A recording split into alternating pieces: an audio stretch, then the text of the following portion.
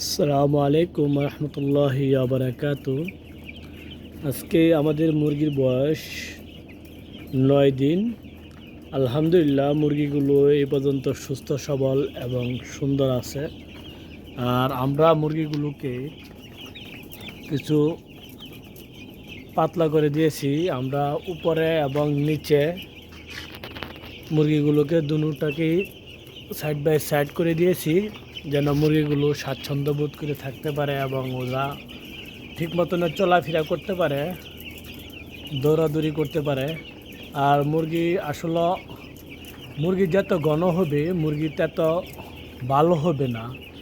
মুরগি শীতের মধ্যে এবং গরমের মধ্যে মুরগি যদি আপনার ঠিক মতনের নিয়মিত তাপমাত্রা রেখে আমরা মুরগিগুলোকে পাতলা করে দিয়ে দিতে পারি, তাহলে সবচেয়ে বেস্ট হবে এবং মুরগি ঠিক সময়ে ওজন চলে আসবে। তাই আমরা সবসময় আশা করব মুরগিগুলোকে ঠিকঠাক মতনের তাপমাত্রা দিতে এবং হিউমিডিটি বজায় রাখতে। এবং আরেকটা জিনিস হচ্ছে মুরগির যেই পানির নিপল এবং খাবারের পাত্র পর্যাপ্ত পরিমাণে দিতে হবে। আর যদি আমরা পর্যাপ্ত পরিমাণে মুরগিকে নিপল এবং খাবারের পাত্র পর্যাপ্ত পরিমাণে না দিই, তাহলে এই মুরগিগুলো সমস্যা হবে। মুরগিগুলোকে খাবার এবং আসলে ব্রয়লার মুরগি যেহেতু এগুলা লড়াচড়া করতে চায় কম, যদি পাশে পাশে খাবার পায় এবং কাছে কাছে খাবার পায়, তাহলে সে খাওয়ার রুচি এবং আগ্রহ থাকে। আর আরেকটি জিনিস আমরা সবসময় খেয়াল করব, মুরগিকে আমরা পট ভরে খাবার দিয়ে রাখবো না। পট ভরে খাবার দিয়ে রাখলে একটি সমস্যা হয়, সেটি হচ্ছে আপনার মুরগির রুচি কমে যায় এবং অরুচি হয়।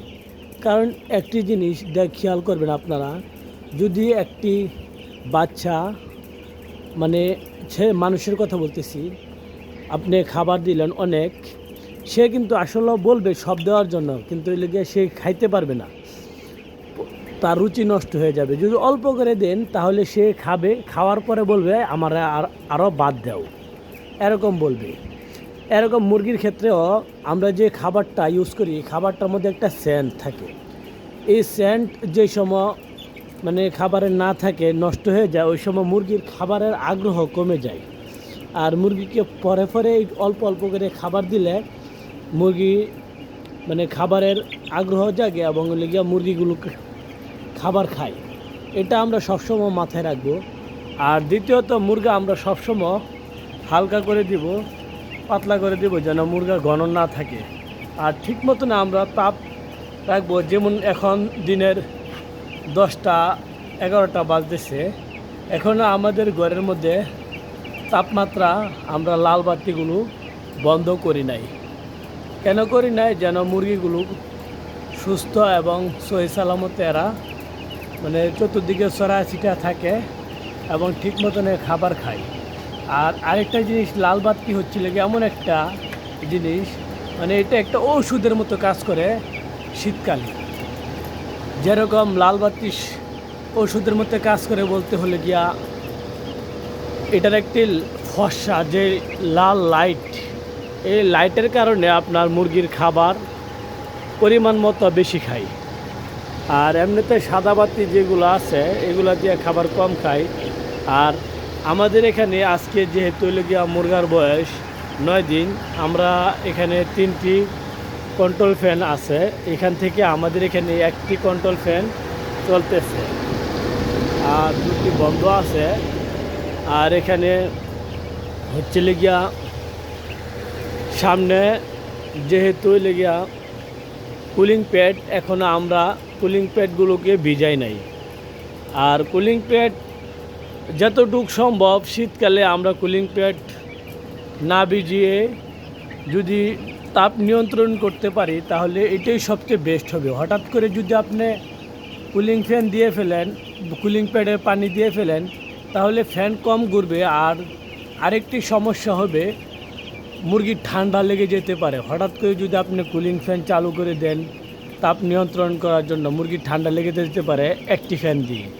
আপনি চিন্তা করবেন আমি 2টি ফ্যান দিয়ে তাপমাত্রা নিয়ন্ত্রণ করতে পারি, বা চিন্তা করবেন আমি 1টি 2টি পরে পরে বাতি বন্ধ করে তাপ নিয়ন্ত্রণ করতে পারি। যদি আপনার চিন্তা করেন না আমি তাপ নিয়ন্ত্রণ করব ওই কুলিং প্যাডে পানি দিয়ে, তাহলে আসলে এটা মুরগির জন্য হঠাৎ করে এটা মানে চেঞ্জ হওয়া যাওয়ার সম্ভাবনা বেশি, আর ঠান্ডা লেগে যাওয়ার সম্ভাবনাটা থাকে বেশি।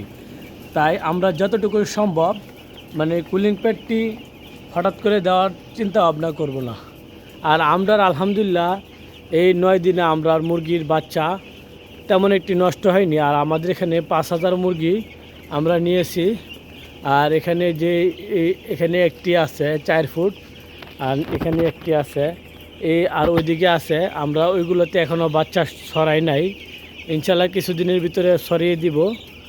আর আরেকটি জিনিস, আমাদের টেম্পারেচার তাপমাত্রা রেখেছি আজকে 9 দিন বয়সে 35। আসলে তাপমাত্রাটা হলো সবচেয়ে বেস্ট নিয়ন্ত্রণ করার একটি মহা অ্যান্টিবায়োটিক।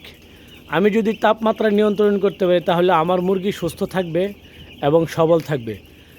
তাই সকলে ভালো থাকবেন। আসসালামু আলাইকুম ওয়া রাহমাতুল্লাহ।